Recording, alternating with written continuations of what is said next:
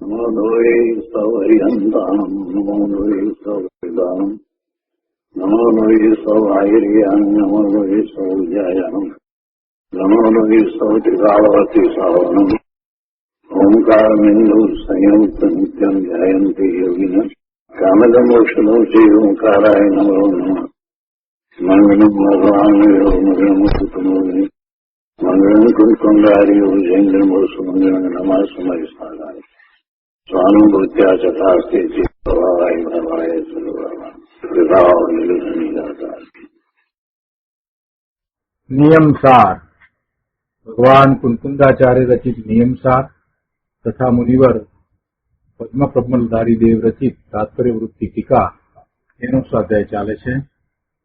એમાં છેલ્લો અધિકાર શુદ્ધ ઉપયોગ અધિકાર એની છેલ્લી ગાથાઓ આપણે કરી રહ્યા છીએ. ગાથા 186 નો સ્વાધ્યાય આપણે કરી રહ્યા છીએ. આ ગાથાનો અર્થ એ ઉપરથી ગુરુદેવ કાંજી સ્વામી આપેલ પ્રવચન ના મુખ્ય અંશો આપણે કર્યા છે. હવે આજે ઘણો વધુ વિસ્તાર કે જેની અંદર નિયમસાર જાણે કે સંક્ષેપમાં કહી દીધું હોય એમ તથા જૈન ધર્મને સંક્ષેપમાં સમજાવી દીધો હોય એમ પૂજ્ય ગુરુદેવ કાંજી સ્વામીએ જે પ્રવચન આ 186ની ગાથાનો વિસ્તાર કરતા આપ્યું છે તે આજે આપણે લઈ રહ્યા છીએ. નિયમસાર પ્રવચન સદગુરુ પ્રવચન પ્રસાદ ભાગ 3 પારણ નંબર 1051. એ દિવસ હતો વૈશાખ સુદ બીજનો શનિવાર 26/4/52 એટલે કે પરમ પૂજ્ય સદગુરુદેવ શ્રીનો એ 63મો મંગળ જન્મોત્સવ દિન હતો. જન્મ દિવસે આ પ્રવચન થયું છે તો એ આપણે લઈએ છીએ. અહીંયા કહે છે કે આ નિયમસારમાં આચાર્ય દેવે મોક્ષ માર્ગનું અને મોક્ષનું ઘણું અલૌકિક વર્ણન કર્યું છે. હવે ભવ્ય જીવને શિખામણ આપે છે કે અહો શુદ્ધ રત્નત્રય રૂપ મોક્ષ માર્ગ છે. મોક્ષ માર્ગ શુદ્ધ રત્નત્રય રૂપ છે. બીજી કોઈ રીતે મોક્ષ માર્ગ નથી. આવા વિતરાગી મોક્ષ માર્ગને ન સમજનારા જીવો ચિત્તાથી તેની નિંદા કરે તો તે સાંભળીને ધર્માત્માઓએ જીન માર્ગ વિશે અભક્તિ ન કરવી પણ ભક્તિ જ કર્તવ્ય છે એટલે કે જીન માર્ગની શ્રદ્ધા કર્તવ્ય છે. 186મી ગાથાની મૂળ વાતને અહીંયા ગુરુદેવે દોહરાવી છે. આગળ કહે છે કે ત્રિકાળ નિરાવરણ જ્ઞાન મૂર્તિ આત્મા છે. તેની એક સમયની પર્યાયમાં આવરણ છે એટલે કે આ કર્મના આવરણ. ભગવાન આત્મા તો ત્રિકાળ ત્રણેય કાળે આવરણ વિનાનો છે તો જ્ઞાન સ્વભાવી ભગવાન આત્મા છે અને તેની એક સમયની પર્યાયમાં આવરણ છે. તે આવરણ અને તેનું નિમિત્ત ત્રિકાળી સ્વભાવમાં નથી. એ આવરણ એટલે કર્મના આવરણ અને એનું નિમિત્ત એટલે કે શુભાશુભ ભાવને કારણે જે ભાવ બંધ થાય છે તે એ ભાવબંધના નિમિત્તે દ્રવ્ય બંધ થાય છે. તો કહે છે કે એ પણ ત્રિકાળી સ્વભાવમાં નથી. માટે આત્મા નિત્ય નિરાવરણ છે. આવો નિર્વિકલ્પ નિજ કારણ પરમાત્મા છે. આવો વિકલ્પ વિનાનો પોતાનો ભગવાન આત્મા કારણ પરમાત્મા છે. શેનું કારણ છે? પોતાની મુક્ત દશાનું કારણ છે. એવો કારણ પરમાત્મા છે માટે પોતાની સિદ્ધ દશા થાય છે, પૂર્ણ પવિત્ર શુદ્ધ દશા થાય છે. એ કાર્ય પરમાત્મા છે. કારણ પરમાત્મા કારણ અંદર છે માટે એવું કાર્ય થાય છે. તેના શ્રદ્ધા જ્ઞાન ચારિત્ર એટલે કે આવા કારણ પરમાત્માના શ્રદ્ધા જ્ઞાન ચારિત્ર તે મોક્ષ માર્ગ છે. ત્રિકાળી વસ્તુ તો આનંદ મૂર્તિ નિરાવરણ છે, તેનામાં આવરણ નથી. ત્રિકાળીમાં આવરણ હોય તો તેનો અભાવ થાય. આત્માનો ત્રિકાળી સ્વભાવ તો સદા નિરાવરણ છે. તેની ક્ષણિક પર્યાયમાં રાગ આદિ ભાવો થાય છે તે ભાવ આવરણ છે અને તેના નિમિત્તરૂપ દ્રવ્ય કર્મનું આવરણ છે.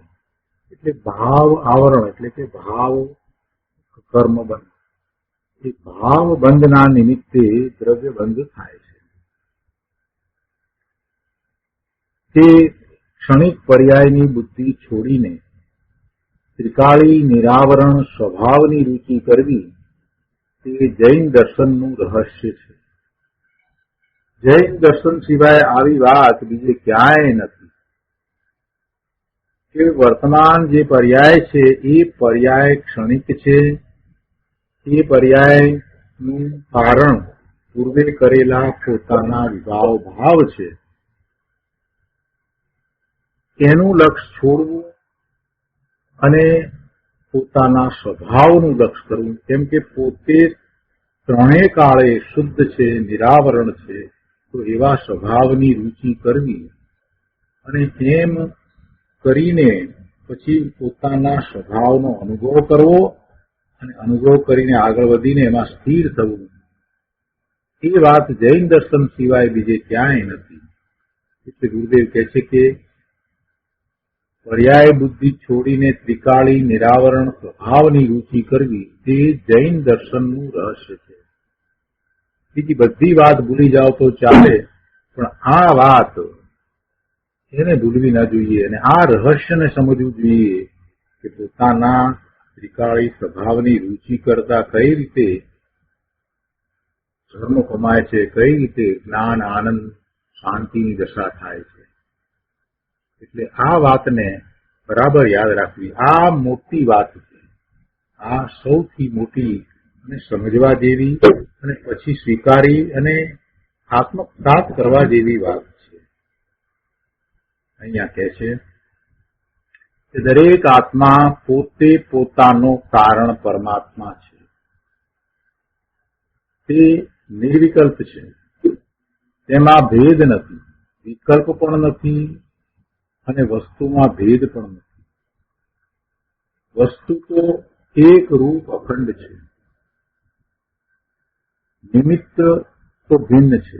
નિમિત્ત તો આ ત્રિકાળી ભગવાન આત્માથી જુદું છે. જુદું દ્રવ્ય હોય, નિમિત્ત તો જુદું જ હોય, બીજું દ્રવ્ય હોય, અન્ય દ્રવ્ય હોય, પણ જે પોતાના સ્વભાવ ભાવે થતા જે નિર્મળ પરિણામ થાય છે, પર્યાય છે, એટલો પણ આત્મા નથી. નિમિત્ત તો જુદું એટલે એ તો આત્મા નથી. આત્મામાં વિકલ્પ નથી, એમાં ભેદ નથી અને નિમિત્ત તો આત્માથી જુદું છે. એટલે એ તો વાત બરાબર છે, એ તો જુદું જ છે, એટલે આત્માથી ભિન્ન જ છે. પણ અહીંયા તો એમ કહેવું છે કે પોતાને એવા ત્રિકાળી ભગવાન આત્માનું લક્ષ થતા જે પરિણામ થાય છે, જે પોતાની દશા થાય છે, પર્યાય થાય છે, એ પર્યાય જેટલો પણ આત્મા નથી. તો આવા નિર્વિકલ્પ કારણ પરમાત્માનું ધ્યાન તે મોક્ષ માર્ગ છે. એ સિવાય સર્વજ્ઞ વગેરે પરનું ધ્યાન એ તો બધો શુભ ભાવ છે. સર્વજ્ઞ પરમેશ્વરનું ધ્યાન, એમની ભક્તિ, એમના પ્રત્યેનો અહોભાવ, આ બધું સાધક દશામાં હોય છે, પણ તે શુભ ભાવ છે. એ ધર્મ નથી, એ ધર્મ નથી, એ ધર્મ નથી. અહીંયા કહે છે કે નિજ કારણ પરમાત્મ તત્વની સમ્યક શ્રદ્ધા તે મોક્ષ માર્ગનું સમ્યક દર્શન છે. સમ્યક શ્રદ્ધા, સાચી શ્રદ્ધા, વસ્તુ સ્વરૂપ જેમ છે તેમ જ શ્રદ્ધા, એનાથી કોઈ વિપરીત શ્રદ્ધા ન હોય એવી શ્રદ્ધા. બીજ કારણ પરમાત્મ તત્વની સમ્યક શ્રદ્ધા તે મોક્ષ માર્ગનું સમ્યક દર્શન છે. અને એ જ કારણ પરમાત્મ તત્વની સમ્યક શ્રદ્ધાની સાથે એનું અંતર સ્વ સંવેદન જ્ઞાન તે મોક્ષ માર્ગનું સમ્યક જ્ઞાન છે. કારણ પરમાત્માની જેવી છે તેવી યથાર્થ શ્રદ્ધા, સમ્યક શ્રદ્ધા એ સમ્યક દર્શન, અને તેનું અંતર સ્વ સંવેદન જ્ઞાન, સંવેદન સહિત જે જ્ઞાન થાય છે તે મોક્ષ માર્ગનું સમ્યક જ્ઞાન છે. અને તે નિજ કારણ પરમાત્માનું આચરણ, આચરણ એટલે તે કારણ પરમાત્મામય થઈ જવું, તે રૂપે પરિણમી જવું, એવું કારણ પરમાત્માનું આચરણ તે મોક્ષ માર્ગનું સમ્યક ચારિત્ર છે. અને આવા શુદ્ધ રત્નત્રય તે મોક્ષ માર્ગ છે. બહુ સરસ વાત કરી છે ગુરુદેવે, બહુ સરસ રીતે નિરૂપણ કર્યું છે. વાત તો કરવી છે 186મી ગાથાની, અને એમાં તો એ વાત આવી કે બીજા લોકો એ માર્ગની નિંદા કરે તો હું એ માર્ગ પ્રત્યે, એવા આત્મા પ્રત્યે અભક્તિ ન સેવીશ, એ બધી વાત તો હતી. પણ એનું મૂળ કારણ શું કે આ માર્ગ જે સ્વ આશ્રિત માર્ગ છે અને પોતાનું ત્રિકાળ શુદ્ધ સ્વરૂપ છે, તેનું મહાત્મ્ય આવે તો જ તું પેલા નિંદા કરનારાઓ અથવા તો મિથ્યા શ્રદ્ધાન કરનારાઓની સાથે જોડાઈશ નહીં, અન્યથા તું એમની સાથે જોડાઈ જવાનું છે. તને પોતાને જ્યાં સુધી એવા ભગવાન આત્માનું મહાત્મ્ય ના આવે અને એવા મોક્ષ માર્ગનું અને સાચું સ્વરૂપ ન સમજાય ત્યાં સુધી બીજા અન્યમતી કે બીજા ગમે તે વિપરીત સ્વરૂપના કરવા વાળા છે, એવા સારા વક્તા વગેરે હોય તો એની સાથે તું જોડાઈ જઈશ ભાઈ. એટલા માટે ગુરુદેવે આ ખૂબ વિસ્તાર કરીને સમજાવ્યું છે કે ભાઈ તને જે મળ્યું છે એને તું સમજ. અહીંયા કહે છે કે આ સિવાય પૂજા, ભક્તિ, વ્રત આદિના ભાવથી મોક્ષ માર્ગમાં આગળ વધાય એમ નથી. સમ્યક દર્શનની વ્યાખ્યા કરી, સમ્યક જ્ઞાનની વ્યાખ્યા કરી, સમ્યક ચારિત્રની વ્યાખ્યા કરી, અને એ શુદ્ધ રત્નત્રય તે મોક્ષ માર્ગ છે. અને એવા મોક્ષ માર્ગમાં આગળ વધવા માટે આ શુદ્ધભાવ, પૂજા, ભક્તિ, વિનય, વ્રત, તપ આ બધું જે છે એ કોઈ રીતે ઉપકારી થતું નથી, પણ એ સાથે હોય છે, એ શુદ્ધભાવ સાથે હોય છે. પણ એ દ્વારા કઈ મોક્ષ માર્ગમાં આગળ વધાય છે એમ બિલકુલ નથી.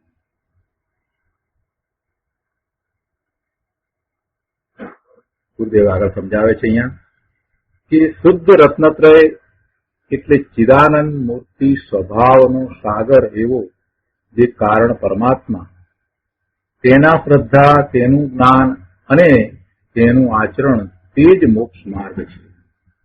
કારણ પરમાત્માનું આચરણ એટલે શું? કારણ પરમાત્મા મય થઈ જવું, પોતે ભગવાન આત્મા એવો છે એ જાણી એનો નિર્ણય કરી, એનું લક્ષ્ય કરી, ત્યાં એકાગ્રતા કરી અને એ મય પરિણમી જવું, એનું નામ ચારિત્ર છે.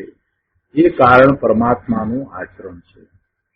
કારણ પરમાત્માના સમ્યક શ્રદ્ધાન અને એનું સમ્યક જ્ઞાન અનુભવ સહિત થાય છે, અને જેટલો સમય એ મય થાય છે એટલું એ નિશ્ચયથી ચારિત્ર છે, એ જ આચરણ છે.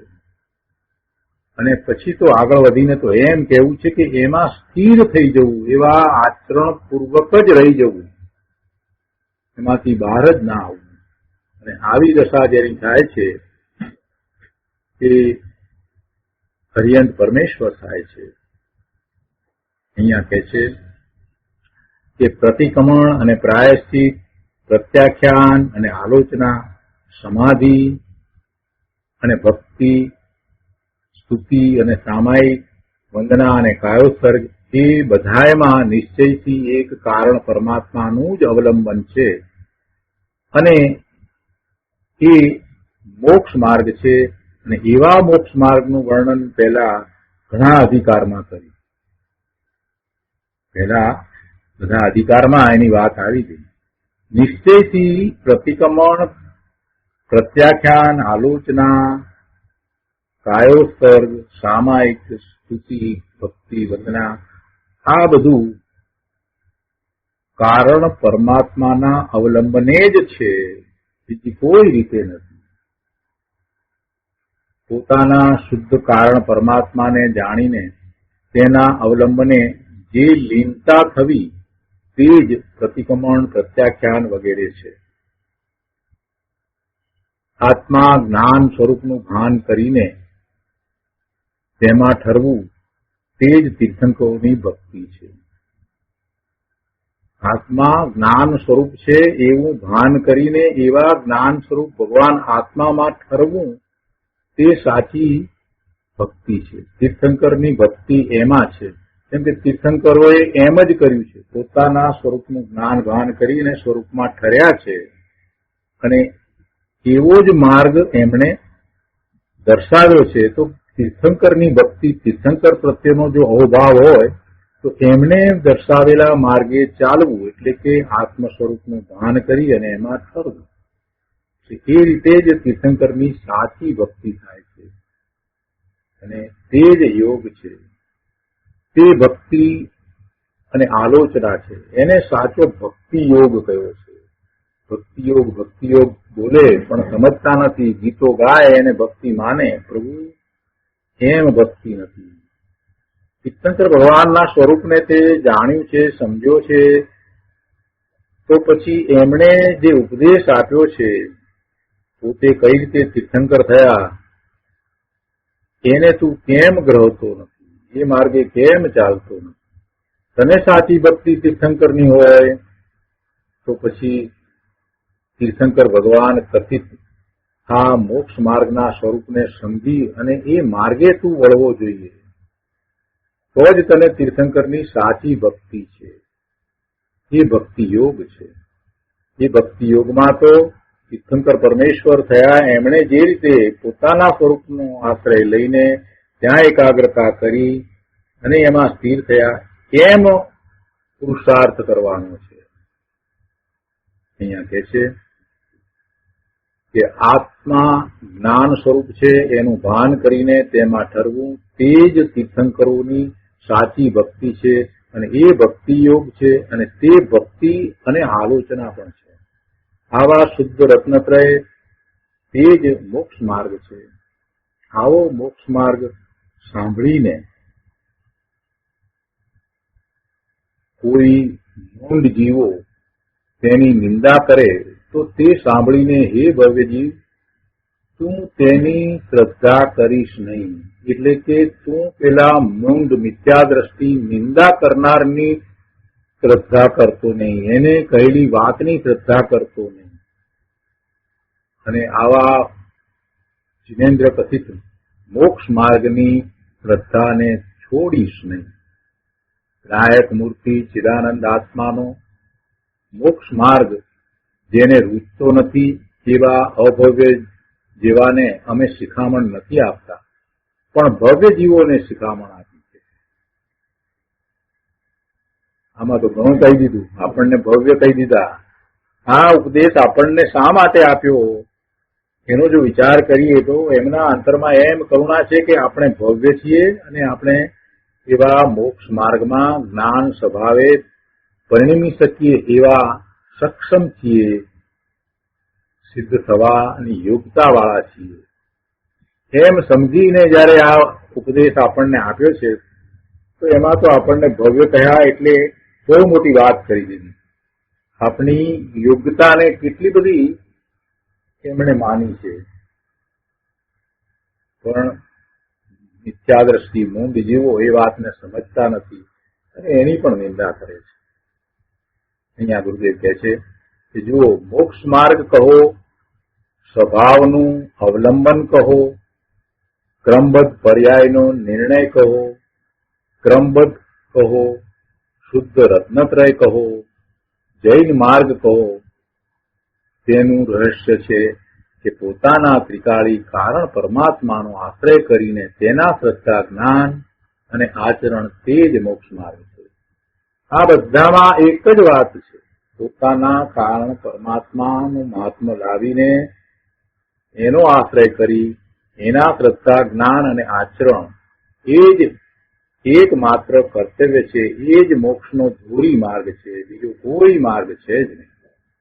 આત્માના જ્ઞાન સ્વભાવને ભૂલીને અજ્ઞાનના બળ વડે જે અજ્ઞાની જીવો આવા પવિત્ર મોક્ષ માર્ગની નિંદા કરે અને પુણ્ય વગેરેથી ધર્મ મનાવે તો તેની રુચિ તું કરતો નહીં.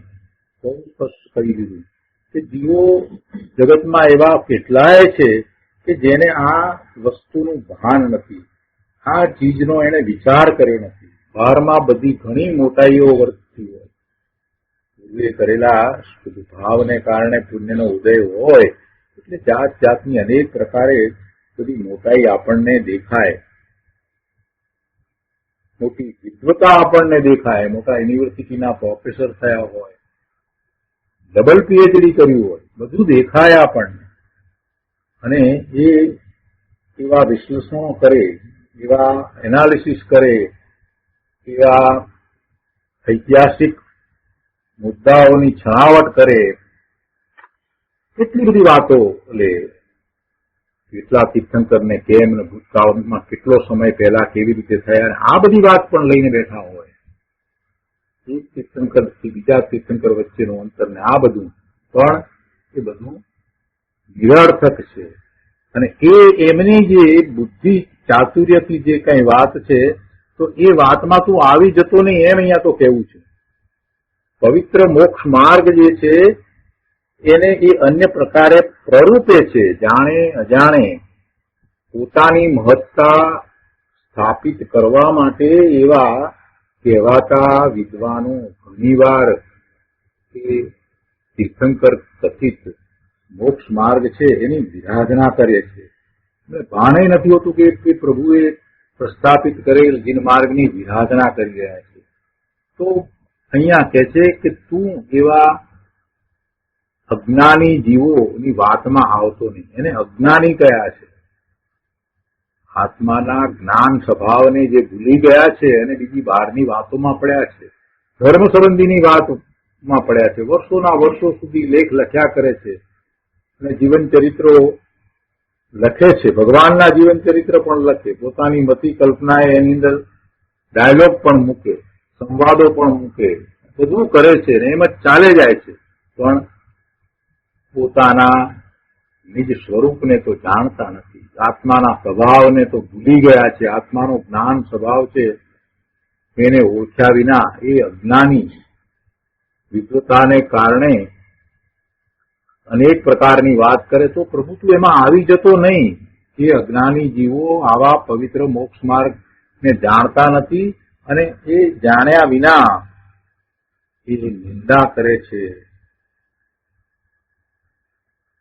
કહે છે કે પુણ્ય વગેરેથી ધર્મ માને, પોતે પુણ્યથી ધર્મ થાય એમ માને અને એમાં પાછા બીજાને પણ એમ મનાવે, એવા લેખ પણ લખે, એવા ઉપદેશો પણ આપે, ભાવની ઘણી ઘણી ઘણી ઘણી મહત્તા દર્શાવે.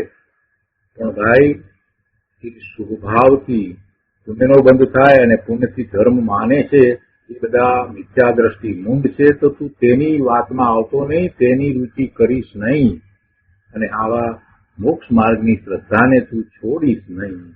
સાચો મોક્ષ માર્ગ તો શુદ્ધ રત્નત્રય રૂપ છે. એની શ્રદ્ધા, એનું જ્ઞાન, એમાં રમણતા, એટલે કે આત્માની શ્રદ્ધા, આત્માનું જ્ઞાન અને આત્મામાં રમણતા, એવો જે શુદ્ધ રત્નત્રય રૂપ મોક્ષ માર્ગ છે એને છોડીશ નહીં. ચૈતન્ય સ્વભાવમાં માર્ગ થતા વાર લાગે, એટલે કે માર્ગની પ્રાપ્તિ થતા વાર લાગે. ચૈતન્ય સ્વભાવમાં માર્ગની પ્રાપ્તિ એટલે કે ચૈતન્ય સ્વભાવ ને દ્રવ્યકૃતના અભ્યાસ દ્વારા જાણ્યો પણ હજી એકાગ્રતા થઈ નથી. એમાં સમય લાગે. પુરુષાર્થની નબળાઈને કારણે સ્વરૂપની એકાગ્રતા થઈ શકતી નથી. તો એથી કરીને તું એ માર્ગને છોડી દઈશ? અહીંયા કહે છે કે વાર લાગે. ચૈતન્ય સ્વભાવમાં માર્ગ થતા વાર લાગે તો પણ તેનાથી વિરુદ્ધ માર્ગની શ્રદ્ધા કરતો નહીં. એનાથી વિરુદ્ધ માર્ગની શ્રદ્ધા કરવા જેવી નથી. વાર લાગે એટલે છોડી દેતો નહીં કે આવું તો કઈ થતું નથી એમ કરીને પ્રભુ છોડી નહીં દેતો એમ કે છે. એટલી બધી વાત ગુરુદેવે કરી દીધી છે. કે સામાન્ય જીવોને આ બધું જાણ્યા પછીથી એમ થાય કે હવે સ્વરૂપનો અનુભવ કેમ થતો નથી. અને એટલા માટે જ એ બધા જૂનાગઢમાં ગુરુદેવના પ્રવચનો સાંભળનારાઓ બધા મૂંઝાતા હતા. એટલે બેનશ્રીને એવા પ્રશ્ન કરતા હતા કે અમને કેમ સ્વરૂપમાં જવાતું નથી, એમ અમને કેમ અનુભૂતિ થતી નથી. એટલે એવી મૂંઝવણ થાય. પણ મૂંઝવણ થાય, વાર લાગે તો તું ધીરજ રાખજે. પૂજ્ય બેન શ્રી ચંપાબેને સૌને એ જ સલાહ આપી કે ભાઈ હજી તારા પુરુષાર્થમાં કાંઈક ખામી છે, તને હજી એટલી રુચિ થઈ નથી. ધીરજ રાખ અને રુચિ વધાર, સ્વરૂપની રુચિ વધાર તો જરૂરથી અનુભૂતિ થશે. એટલે ચૈતન્ય સ્વભાવમાં માર્ગ થતા વાર લાગે તો પણ એવા મોક્ષ માર્ગથી, એવા ચૈતન્ય સ્વભાવના આશ્રય પ્રગટ થતા માર્ગથી વિરુદ્ધ માર્ગની શ્રદ્ધા કરીશ નહીં અને જીન માર્ગની શ્રદ્ધા છોડીશ નહીં. એ જ સાચો જીન માર્ગ છે, જીન કથિત માર્ગ છે. એની શ્રદ્ધા ક્યારેય છોડતો નહીં. સર્વજ્ઞ તીર્થંકરોથી પરંપરાએ આવેલો આ એક જ મોક્ષ માર્ગ છે. કૃપાળુ દેવે પણ કહ્યું છે ને કે એક હોય ત્રણ કાળમાં પરમાર્થનો પંથ. એક હોય ત્રણ કાળમાં પરમાર્થનો પંથ. પણ કોઈ જુદી અપેક્ષાએ ક્યાંક કોઈકને સમજાવવા માટે કોઈક રીતે ભક્તિ વગેરેની વાત કૃપાળુ દેવે કરી એટલે લોકો એમ માની બેઠા કે ભક્તિ કરવી અને એમાં પછી કૃપાળુ દેવના પદોને ગાય એને એ ભક્તિ માન. કૃપાળુ દેવના પદને ગાવાથી કાંઈ ભક્તિ થતી નથી. એના શબ્દોમાં જે વાચ્ય છે, શબ્દ તો વાચક છે, પણ એ શબ્દોનું જે વાચ્ય છે એ વાચ્યને સમજી અને એવા દિનેશ્વર ભગવાનના સ્વરૂપને પહેલા જેમ છે તેમ માને, શ્રદ્ધે અને એ ઉપરથી પોતાનું પણ એવું સ્વરૂપ છે એમ જયારે સ્વીકાર કરે તો એ ભક્તિ થઈ કહેવાય. એને તો માત્ર ભક્તિ થઈ કહેવાય. હજી તો શુભભાવમાં જ છે, એવો એ ભક્તિનો ભાવ કહેવાય. પણ એમાંનું કાંઈ નથી અને આમ ને આમ ગીતો ગાય અને એમ માને કે અમે ભક્તિ કરીએ છીએ, કૃપાળુ દેવની ભક્તિ કરીએ છીએ, પ્રભુની ભક્તિ કરીએ છીએ.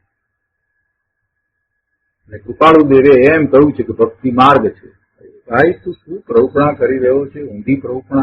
કૃપાળુ દેવે તો આમ કહ્યું છે કે એક હોય ત્રણ કાળમાં પરમાર્થનો પંથ. પછી ભક્તિને માર્ગ લઈને તું બેસી ગયો, તું તારી સમજ પ્રમાણે બધા અર્થ કરે એમ ન ચાલે, ન ચાલે ભાઈ.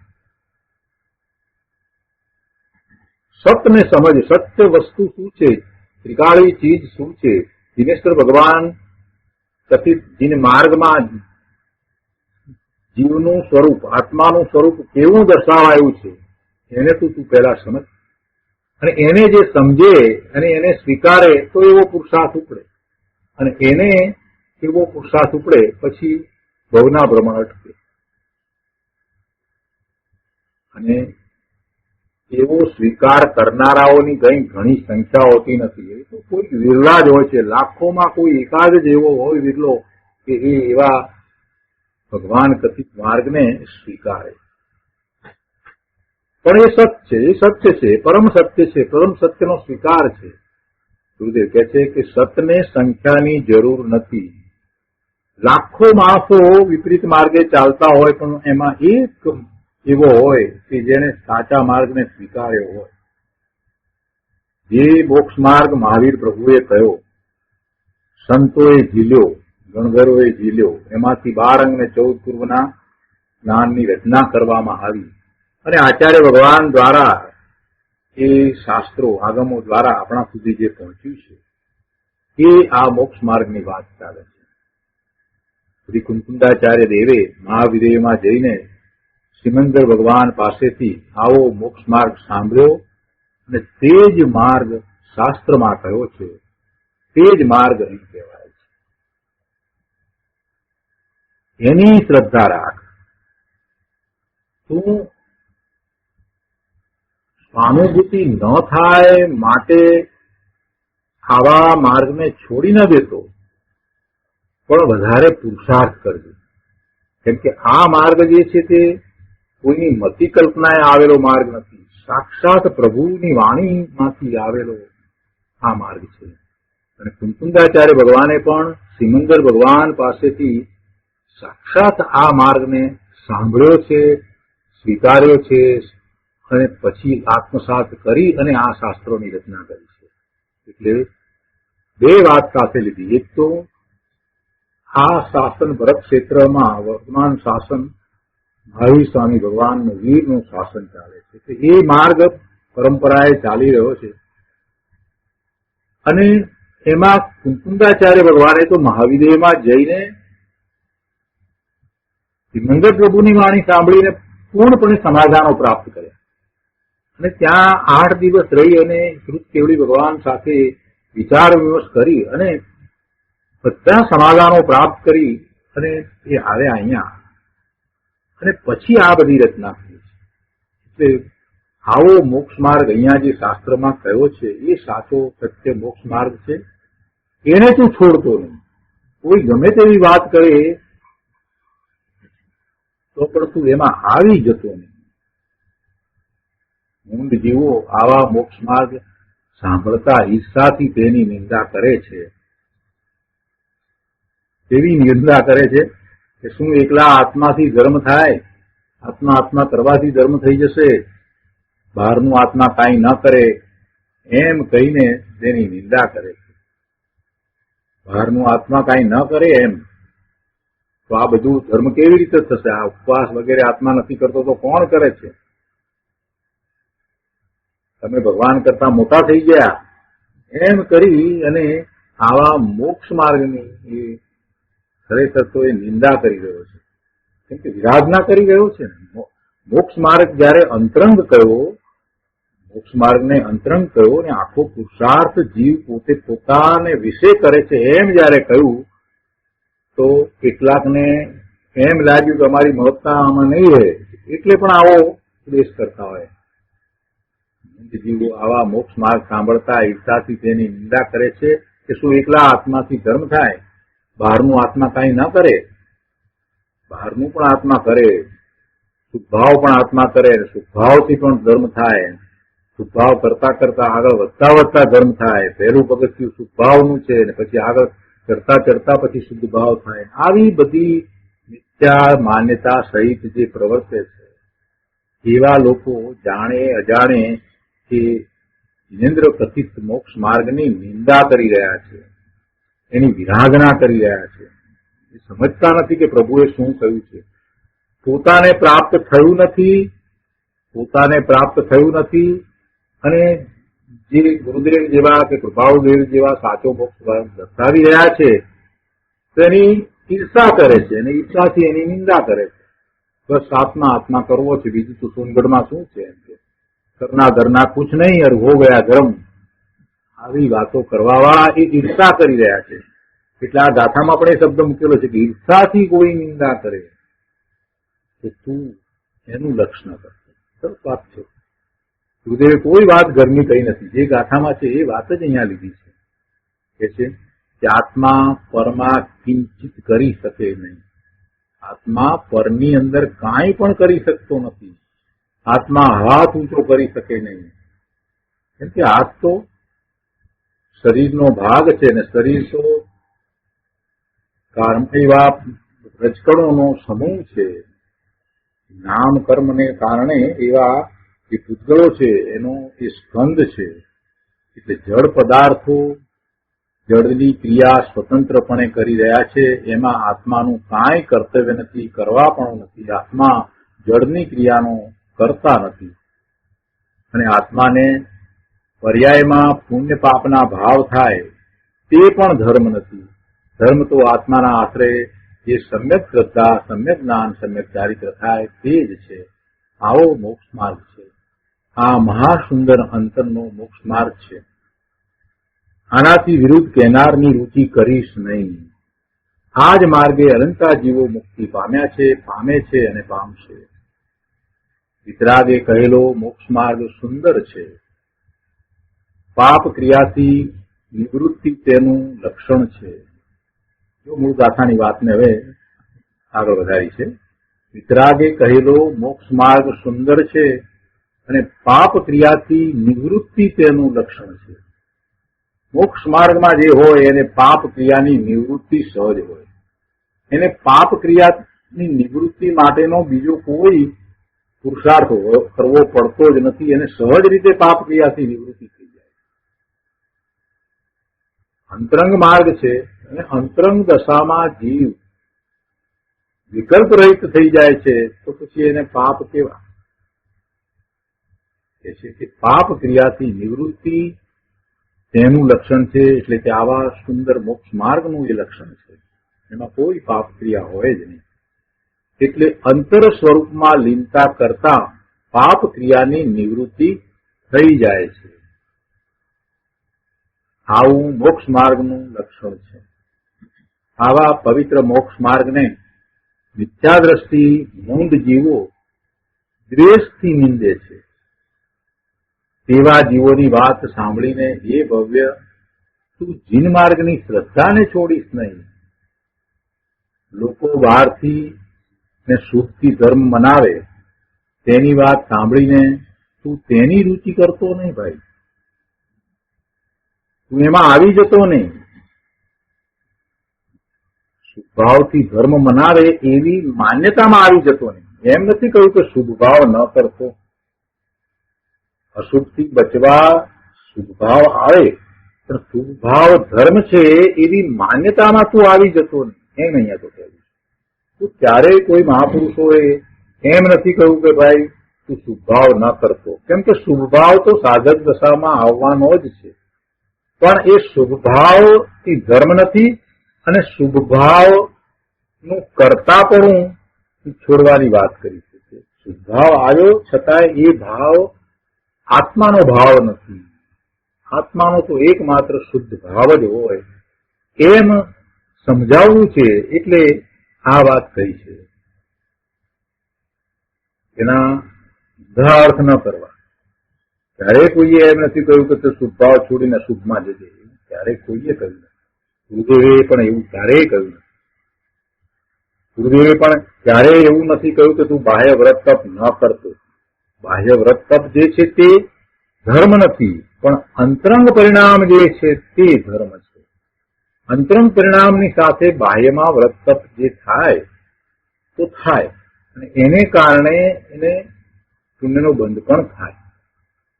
પણ એને ધર્મ ન માનવો અને અંતરંગ પરિણામ તરફ લક્ષ્ય આપવું. પોતાના અંતરંગ પરિણામ જેટલા નિર્મળ થાય, જેટલા શુદ્ધ થાય, એ વિતરાગી માર્ગ છે, એ મોક્ષનો માર્ગ છે. એટલે વ્રત તપ બાહ્યમાં ન કરવા એમ નથી કહ્યું, પણ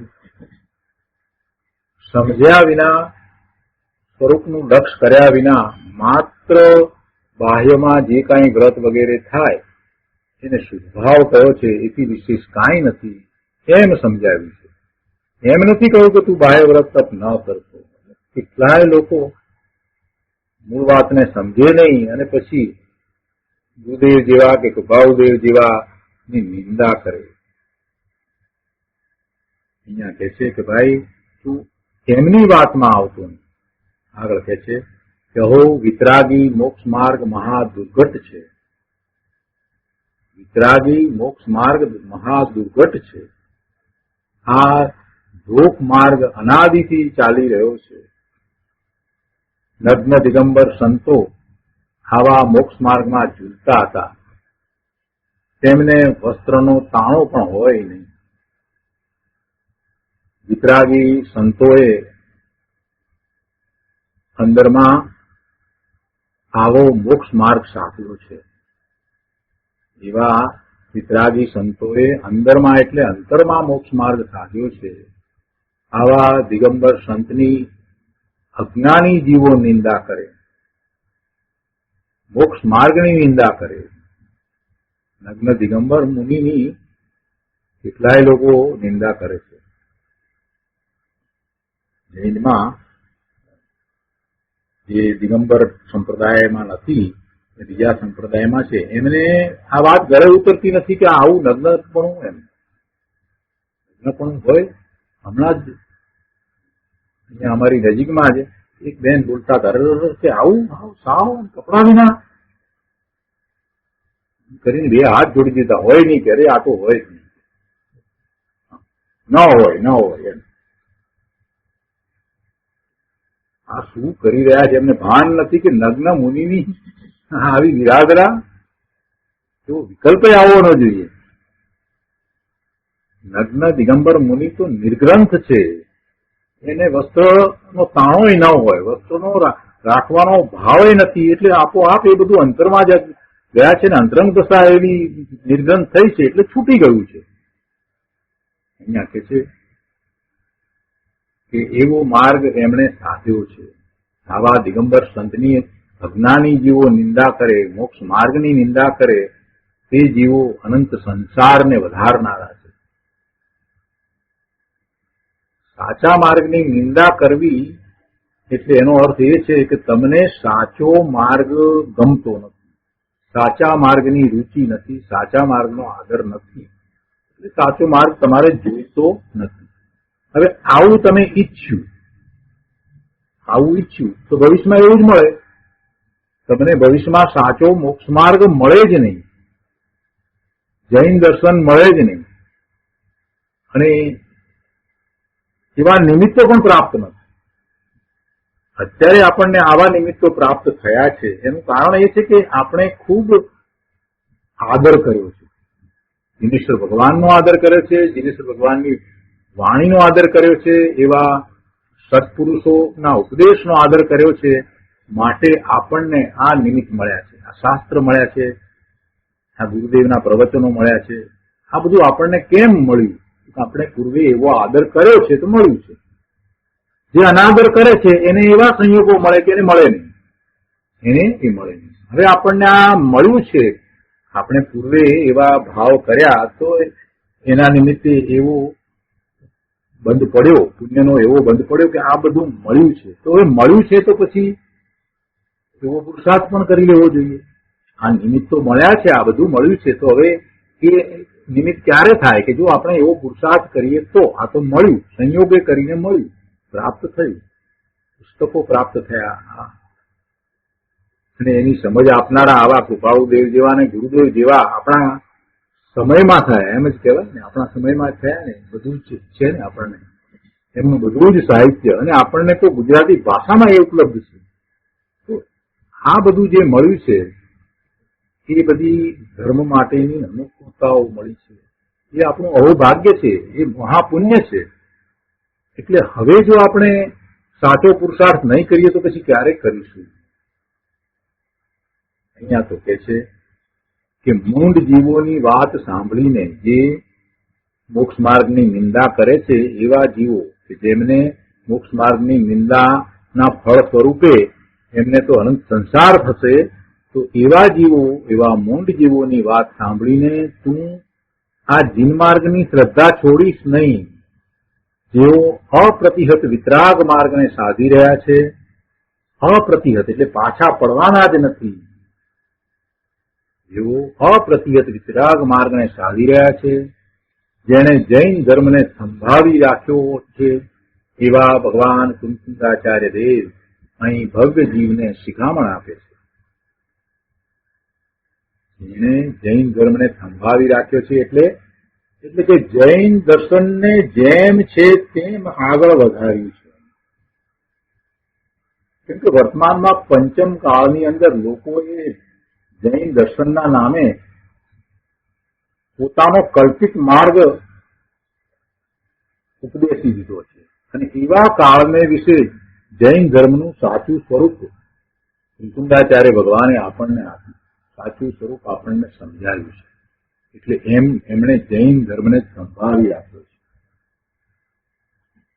તો એવા ભગવાન કુંકુંદાચાર્ય દેવ અહીં આ ગાથા દ્વારા ભવ્ય જીવોને શિખામણ આપે છે કે ભાઈ તું ચલિત થતો નહીં, આ માર્ગને છોડતો નહીં. આગળ ગુરુદેવ સમજાવે છે કે મુનિને વસ્ત્ર હોય નહીં, વસ્ત્ર રાખીને સાધુ નામ ધરાવે તો કુંકુંદ ભગવાન કહે છે કે તે નિગોદમાં જવાનું છે. ગુરુદેવને આ જ વાત બરાબર હૃદયમાં સ્પર્શી ગઈ. એમને જયારે સંપ્રદાયમાં હતા ત્યારે કાનજી મુનિ કહેતા અને એમનું ઘણું માન હતું. પોતે એવા વિદ્વાન પણ હતા, પૂર્વનું લઈને આવેલા, એટલે એમના પ્રવચનોમાં હજારોની મેદની ભેગી થતી. કાનજી મુનિનું પ્રવચન એમ વાત આવે એટલે તો લોકો એટલી બધી નોટ લખતા, કેટલું બધું ચાલતું બધું. પણ ગુરુદેવને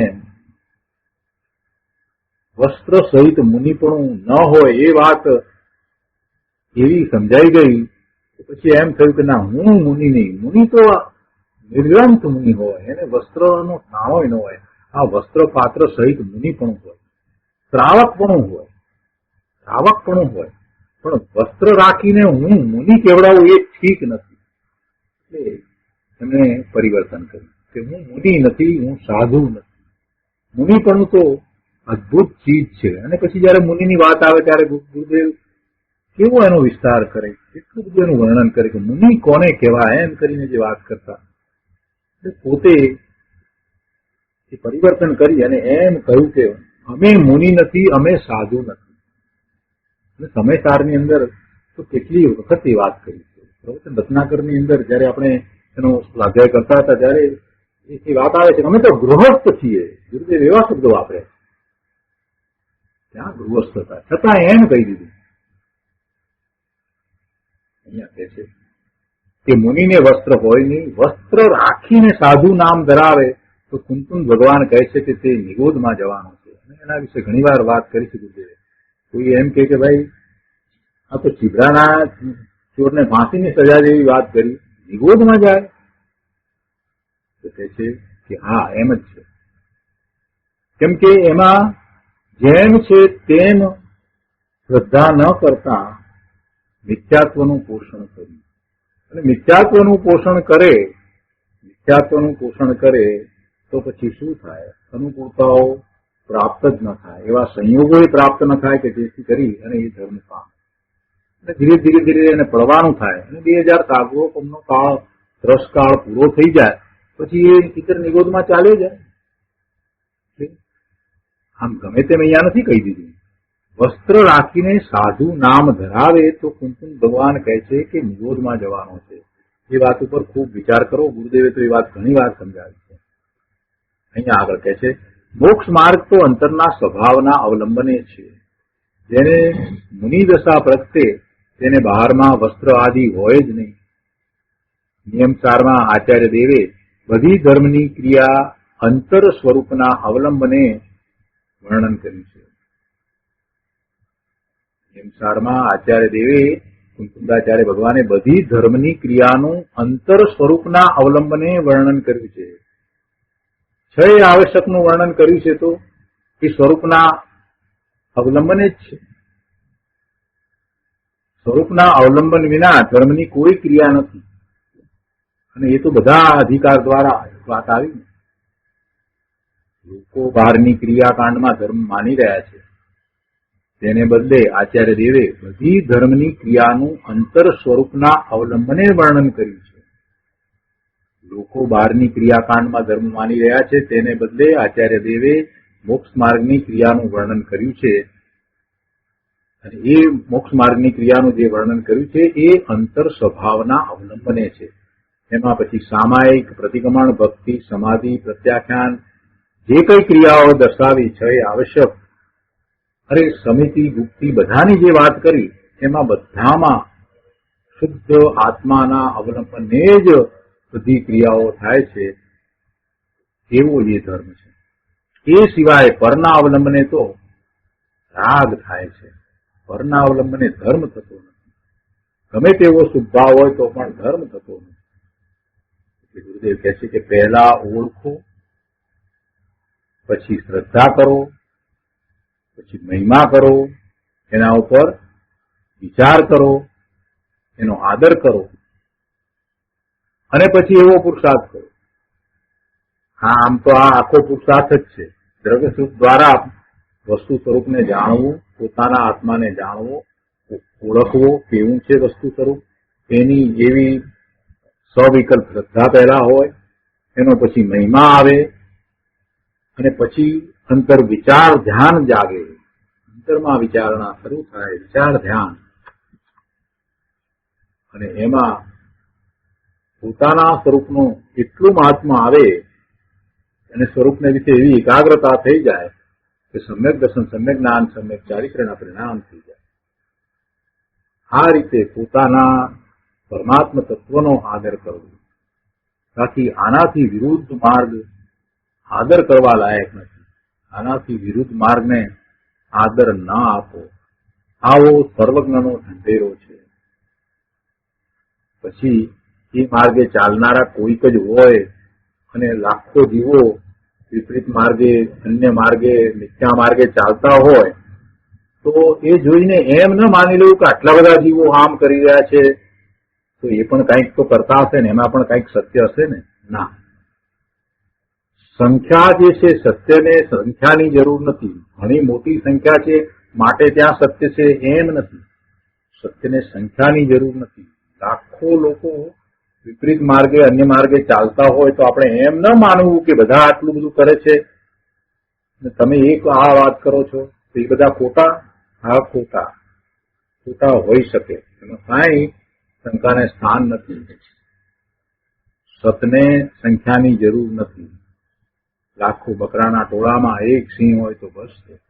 તેમ જગતમાં ઊંધી શ્રદ્ધા કરનારા જીવો ઘણા હોય, તેથી કાંઈ તેનો મહિમા નથી. સત્યની શ્રદ્ધા તું છોડીશ નહીં. સમજવા માટે વખત લાગે પણ આ માર્ગની રૂચિ છોડીશ નહીં. બહુ સરસ વાત નથી. દરેક આત્મા પ્રભુત્વથી પૂર્ણ છે. અનંતા આત્મા પરમેશ્વર છે. દરેક પોતાનો પરમેશ્વર છે. જગતના બધા જીવો પરમાત્મા સ્વરૂપ છે. એક એક જડ પરમાણુ પણ પરમેશ્વર છે. એ જડેશ્વર છે. તેનામાં જ્ઞાન નથી. પરમાણુ, જડ પરમાણુ, ભૂતગળ પરમાણુ, એનામાં જ્ઞાન કરવાની શક્તિ નથી. પણ તેની પણ અનંતી જડ શક્તિઓ તે પ્રભુ છે. એટલે કે એની જડ શક્તિઓ એનામાં રહી છે અને એ શક્તિઓ દ્વારા એનું કાર્ય, એટલે કે ભૂતગળ પોતાનું કાર્ય કરે છે. એટલે એવું એ જડ શક્તિઓનો તે જડેશ્વર છે, જડ શક્તિઓનો પ્રભુ છે. અને હું રાગી દ્વેષી એમ માનીને વિભાવનો કરતા થાય તે જીવ વિભાવનો પ્રભુ છે. અહીંયા આ પ્રભુત્વથી જે પ્રભુ છે તે ત્રણ પ્રકારે છે એ વાત દર્શાવી છે. પહેલા તો આત્માની વાત લીધી કે દરેક આત્મા પ્રભુત્વથી પૂર્ણ છે એમ વાત લીધી. પછી પરમાણુની પણ વાત લીધી સાથે પરમાણુ પણ એ જળ શક્તિઓ સહિત છે એવો એ જડેશ્વર જળનો પ્રભુ છે. અને આ આત્મા જે વિભાવ ભાવે થાય છે, વિભાવનો કરતા થાય છે, તે વિભાવનો પ્રભુ છે. એટલે એ વિભાવેશ્વર છે. કહે છે કે જગતમાં ત્રણ પ્રકારના પ્રભુ છે. સ્વભાવથી દરેક આત્મા પરમેશ્વર શક્તિથી પરિપૂર્ણ પ્રભુ છે. સ્વભાવથી દરેક આત્મા પરમેશ્વર શક્તિથી પરિપૂર્ણ પ્રભુ છે. બીજું, સ્વભાવને ચૂકીને અજ્ઞાની જીવ વિભાવનો ઈશ્વર થાય છે, એ વિભાવેશ્વર છે. અને ત્રીજું, જળ શરીર આદિની ક્રિયા તેનાથી સ્વયં થાય છે, જળથી જ તે ક્રિયા થાય છે, તેથી તેમાં જળની પ્રભુતા છે.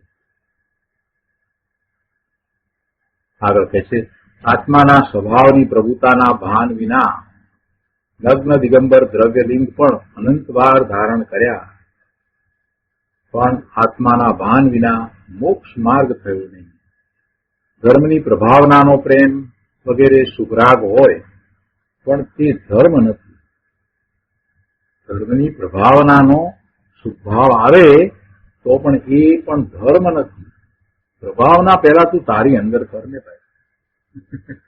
તું પામ્યો નથી ને ધર્મની પ્રભાવના કરવા નીકળ્યો છો, પહેલા તો તું તો એનો સ્વીકાર કર. વ્યવહારમાં એવું જોવામાં આવે છે કે એવા પુસ્તકની પ્રભાવના કરતા હોય કેટલાક લોકો, એમણે એ પુસ્તક વાંચ્યું ન હોય. એમ કે આપણે બેન્થરીના વચનામૃતના પુસ્તકની પ્રભાવના કરવી છે, મંગાવી લીધા સોમગઢથી, બહુ ઇઝી, એકદમ ઇઝી. 10 કે 500 પુસ્તક મંગાવી લો અને આ અમુક પ્રસંગ છે તે પ્રસંગે બધાને આપણે પ્રભાવના કરવી. પણ ભલા ભગવાન તે બેન્થરીબેનના વચનામૃત કેટલી વાર વાંચ્યા? એમ તો એક વારે વાંચ્યું ન હોય, ખાલી કોઈકે કહ્યું એટલે. ગુરુદેવ કહે છે કે ભાઈ ધર્મની પ્રભાવનાનો પ્રેમ વગેરે સુગરાગ હોય, પણ તે ધર્મ નથી. છતાં ધર્મીને ઉત્સાહપૂર્વક ધર્મ પ્રેમની જાહેરાત થયા વિના રહે નહીં. સાચા ધર્મી હોય એને એવો ઉત્સાહ આવે, સાચા ધર્મીને એવો ઉત્સાહ આવે, સાધકને પણ એવો ઉત્સાહ વર્તે. એવું પણ હોય, સાધકને એવો ભાવ આવે, ધર્મ પ્રભાવનાનો ભાવ આવે. સમ્યક દર્શનના આપણે 8 અંગ કહીએ છીએ, અને એમાં એ આ પ્રભાવના અંગ છે ને, અહીંયા કહે છે કે ભગવાનનો જન્મ થતા ઇન્દ્રો ભક્તિથી નાચી ઉઠે છે. ઇન્દ્રો એકાવતારી છે, એક અવતાર કરીને, એટલે આ ભાવ કરીને પછીના ભવે એ મનુષ્યનો ભાવ કરી અને મોક્ષે જનાર છે. તો એવા એ એકાવતારી છે. પોતાની પ્રભુતાનું એમને ભાન છે, તે ભગવાન પાસે ભક્તિથી સંઘાટ કરતા નાચી ઉઠે છે. પોતે કોણ છે એ એમને ભાન છે, એમ કે એકાવતારી છે, સમ્યક દ્રષ્ટિ છે, અને બીજે ભવે તો મોક્ષે જનાર છે. છતાં પણ એમને પણ એવો ભક્તિનો ભાવ આવે છે, તો પ્રભુના કલ્યાણકમાં ઇન્દ્રો પણ આવે છે અને ભક્તિથી સંઘાટ કરતા નાચી ઉઠે છે. અસંખ્ય દેવનો સ્વામી ઇન્દ્ર પ્રભુ પાસે બાળકની માફક નાચી ઉઠે છે. હે નાથ, અમે તો તમારા બાળક છીએ. નાયક ચૈતન્ય મૂર્તિ આત્માના અવલંબને જ લાભ છે, એવું અંતરમાં ઇન્દ્રને ભાન પણ વર્તે છે. એવું ઇન્દ્રને ભાન પણ વર્તે છે કે પોતે નાયક ચૈતન્ય મૂર્તિ છે અને એના અવલંબને જ ધર્મ છે.